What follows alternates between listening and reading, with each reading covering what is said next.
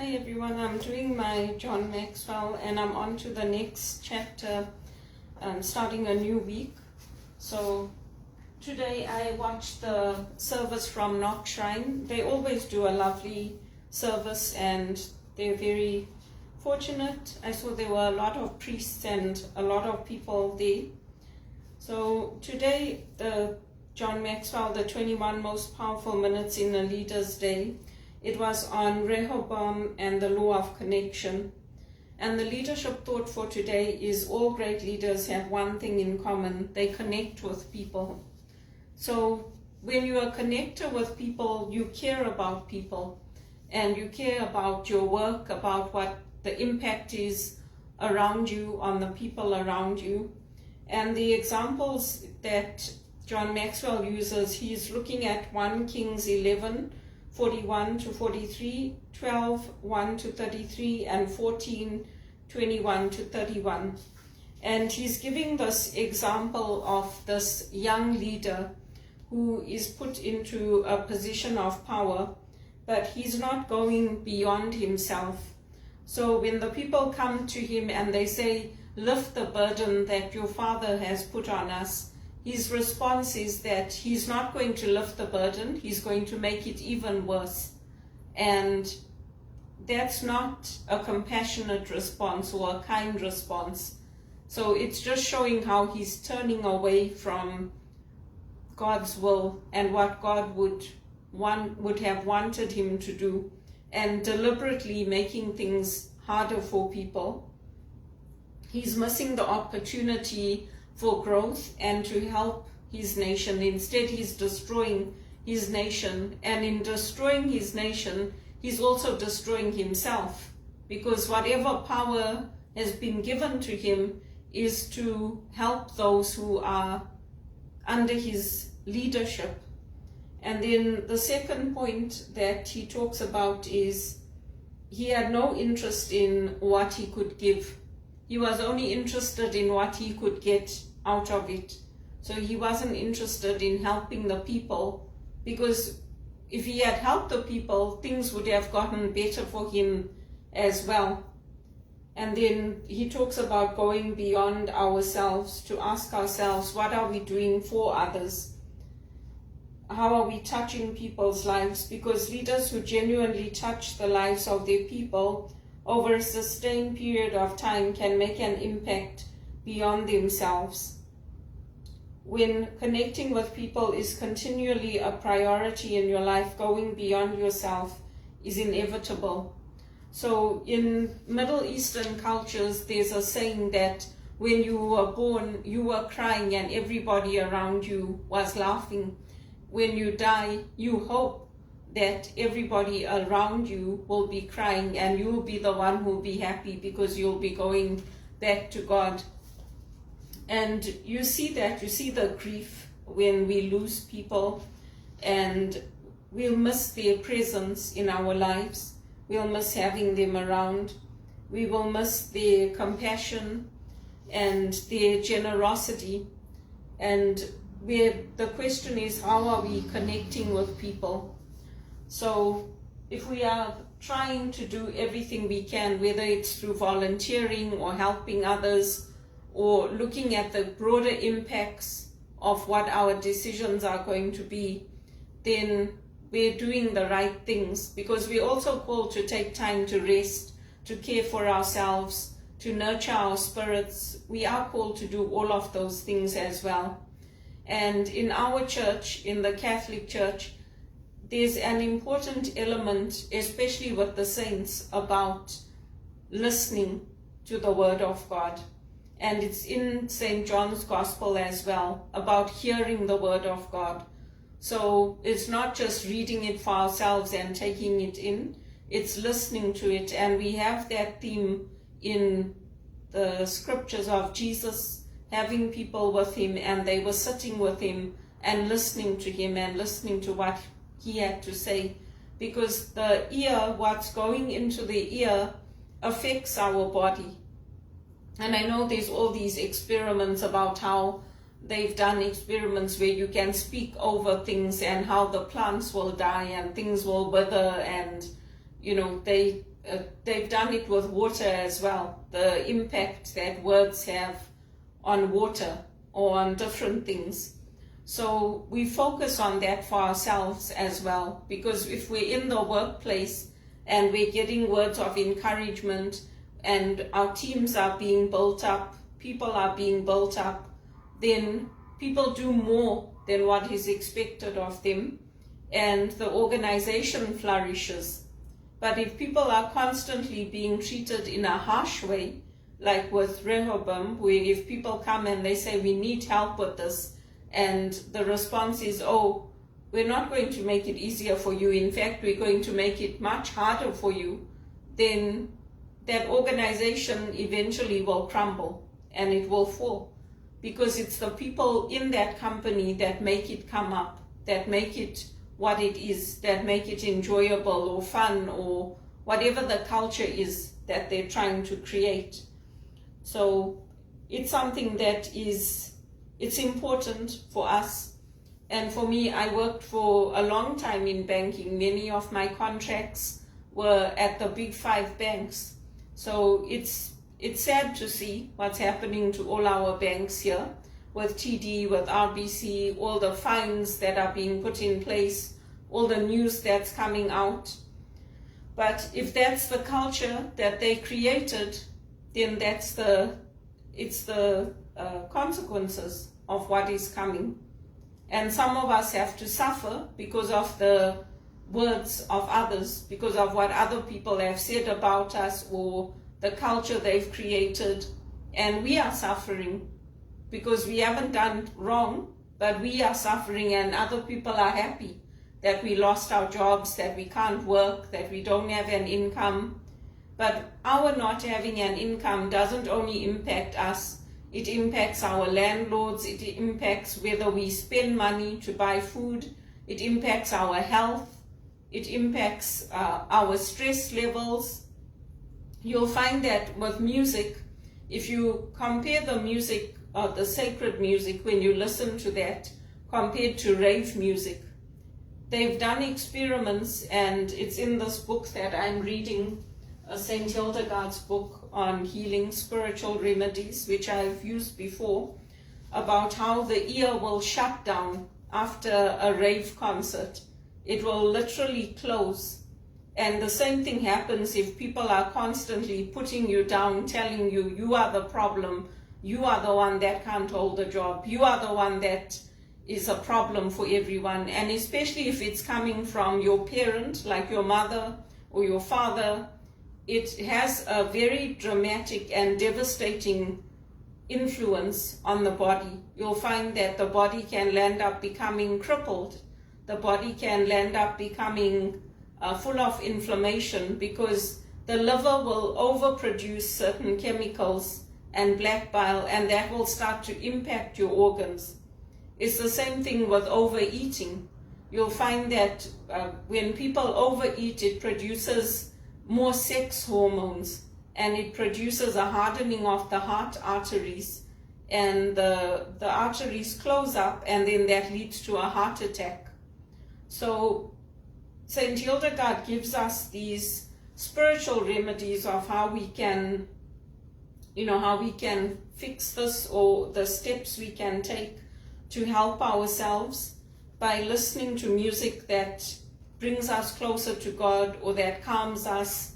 And there's a lot of music therapy out there, but words have the power either to heal or to kill. So words are not just words, they are having an impact on us and on the people around us. And meditation on music also has that same impact. So there are artists, like for me, I know I talk a lot about Elvis Presley, but there are artists who their foundation is their faith, their foundation is God, and God moving through that music to reach people and to impact people, and how they transformed lives, whether it's their generosity to their friends around them. Like Elvis used to buy people cars, he used to buy them jewelry, he even bought his cook a house for her to stay in. There are people like that, and there are people who are the opposite. They will only be interested in buying their own house, their own cars, their own money, putting it in a Swiss bank account. So there's two different types of people.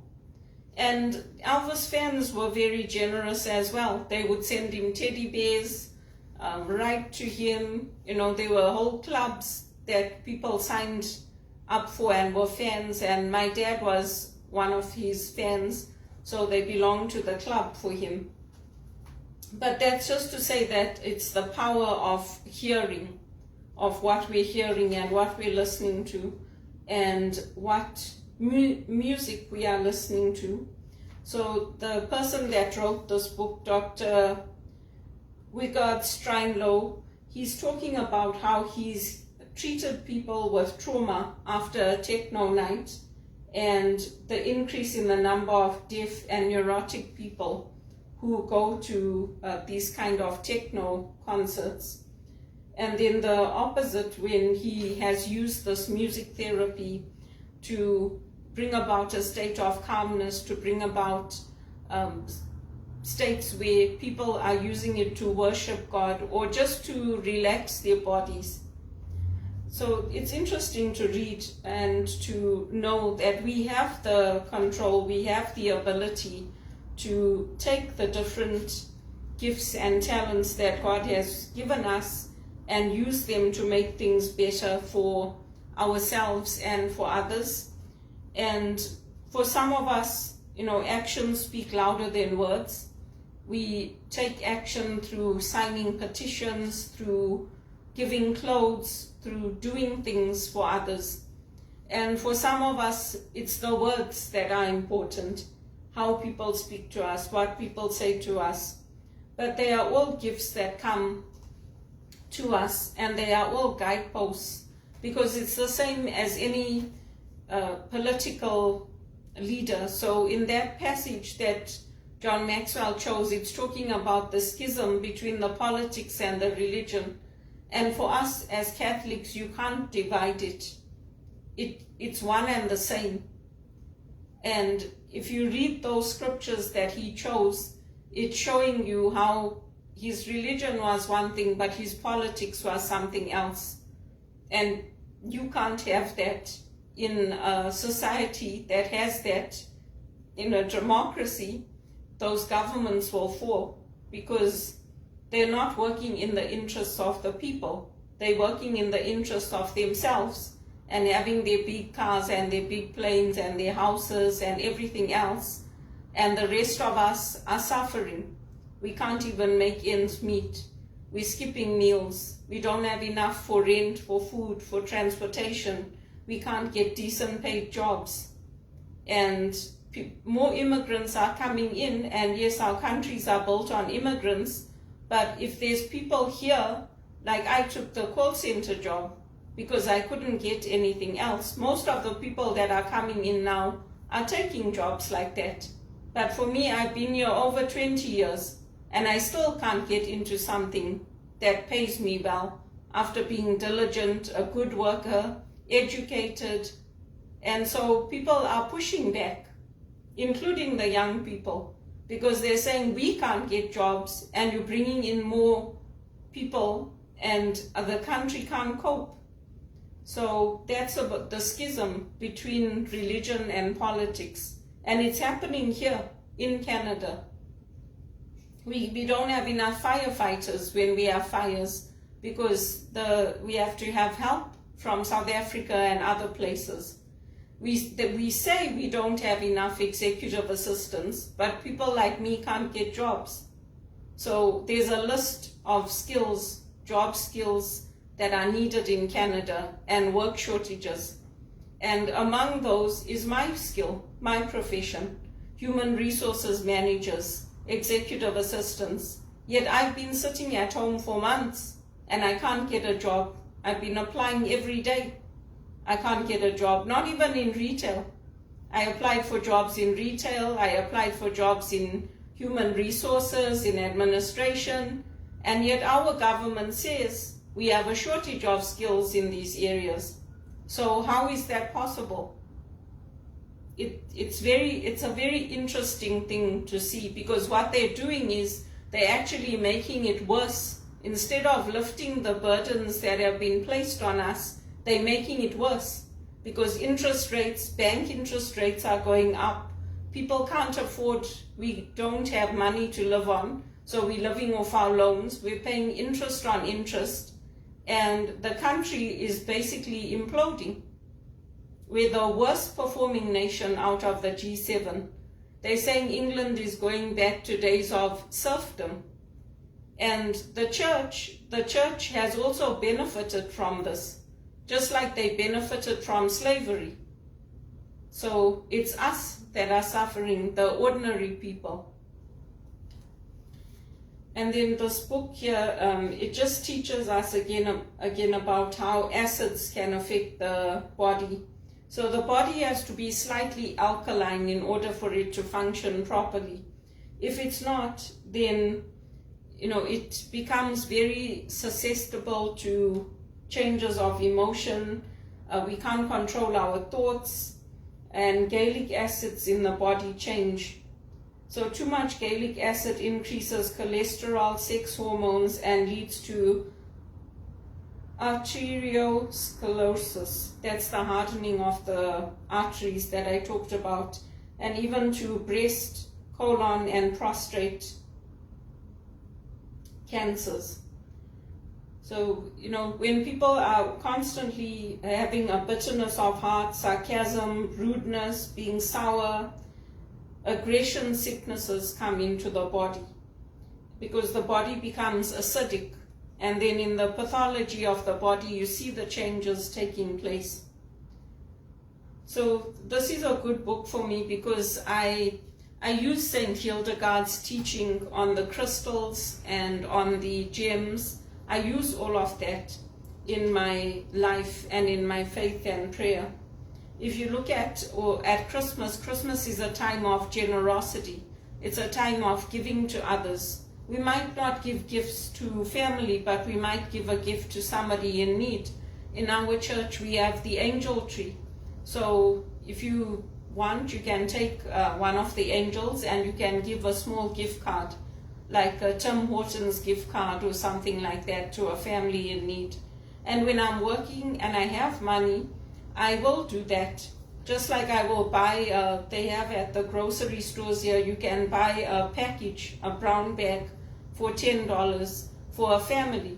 So when I'm working and I have money, aside from paying all my debts, my rent and all of that, I will do that. I will also buy one of those bags to help a family in need, or to give to a family in need. And does it frustrate me that after all these years I can't get a decent paid job? Of course it frustrates me. It would frustrate anybody. Because what is the point of studying and getting skills and getting an education if you're just going to sit at home and do nothing and not be able to earn what you're capable of earning? It's very frustrating. And then in this book she talks about how we can just change our words. We can use words of kindness, words of compassion, words of generosity and healing. And we can look to Jesus, the radiant Lion of Judah, and ask for God's help for us, the poor and the brokenhearted. And it's a very good book. I like to read it. And I do have, I wear a scapular. And on the scapular, I do have the chalcedony. It's a stone. It's basically a gem. So I put it on the back of my scapula, and I wear that inside. Can't see my scapula, but I do have it on. So, and even Christian symbols, when we wear our crosses inside, or we wear like a sapphire ring. A sapphire ring is good for clear thinking. And these are not just like, old wives' tales or jewels. It's coming through the church. So if you pick up books of St. Hildegard and you read the diamond, the sapphire, all these different gems, she talks about them. And she also talks about how you can use lavender to get rid of any kind of imbalance in the body, for the emotions, to calm the emotions. And even the traditions came from there about using lavender. You can take 2 to 3 tablespoons of cooking oil if you don't have fractionated coconut oil. You can use that and then put in 2 to 3 drops of lavender, and you can put that on your hands, you can put it on your pulse points, and it's the faith, but it's also knowing that these are God's creations and they all have healing properties. They can help us. So that's what I read today. And I don't just look at the John Maxwell on its own for business. I look at it in terms of my faith and my life and what I am doing, how I am living. And I hate the fact that, it's 20 years and I still can't get a decent paid job. I still can't get into anything that pays me what I'm worth. And I don't only apply for jobs here, I apply for jobs in Hong Kong. When my managers left TD and they went to places like Hong Kong and other places, I told them I'm willing to leave, I'm willing to come. But I couldn't get anything. Singapore, I don't just apply here in Canada. So I'm not sure what work God has for me, but I don't think God's plan for us is to land up being poor, destitute, constantly living off debt, constantly having to beg people to help us, constantly not having money to make ends meet. Because even in the church doesn't expect you to give money under pain of hardship. They expect you to be able to look after yourself, clothe yourself, feed yourself, pay your rent, and then tithe to the church or give to the church. Because if you're not able to do that and your body is breaking down and your life is breaking down, that is not God's will for us. Yes, sickness comes, things come, things happen, but what is happening to me is completely evil. It's completely evil. And I call it demonic oppression. Because no matter what I do, no matter how good I am, no matter how top performing I am, I don't get the break. I just don't get it. And so that's why I stay rooted in my faith. I pray, I say the rosary, I say the Angeles, I follow all these services online, the novenas, because there are some people who actually, they invite Satan in. I don't do that. There are some people who are willing to become possessed because they offer it up as a sacrifice to God. I don't do that. I always tell God, I'm not willing to be possessed. I'm not willing to give up my life. I always pray, please Lord, let me have a good job. Let me get a break. Let me give people back their money that they lent me. And it's not a nice feeling to be in this position and to be in it for so long. If it was 1 or 2 years, it would be different. But this has been going on since I came to Canada. And it's not a nice feeling. And I'm not somebody to sponge off others. Even when I used to go with my sister and my brother-in-law, when we used to make family trips, we used to go to see my uncles in America, to see our cousins who lived there. And I used to help them. I paid for my share of the petrol. When we stopped to get coffees and things, I would also buy for everybody. So I'm not one to say, oh yeah, I'm just going to tag along for the ride and you guys pay for everything. So I don't like how this is unfolding for me and how things are going in my life. And I just hope and pray I get a break, because I'm tired of it. If people do the right things, you should get a right outcome. And people shouldn't be happy when you lose your job, when you land up taking minimum wage all the time. When you're a good person and you're doing good, people should be sad that you lost your job, that you didn't get that break, that other people got chosen over you. It's not right that people are happy that I'm suffering, because I don't deserve it. I deserve to work, to pay my taxes, to continue to live in the country and to do good, but also for my own life to flourish.